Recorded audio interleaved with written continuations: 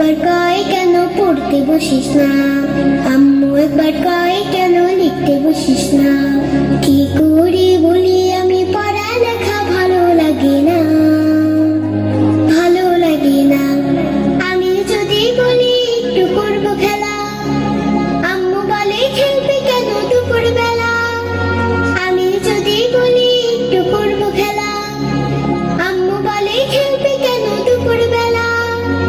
আমি যদি হতাম মা বাধা নিষেধ করতাম না, আমি যদি হতাম মা বাধা নিষেধ করতাম না। আমার মেয়ে বলতো আমায় কত ভালো মা, কত ভালো মা।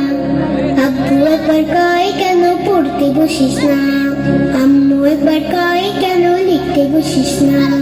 কি করে বলি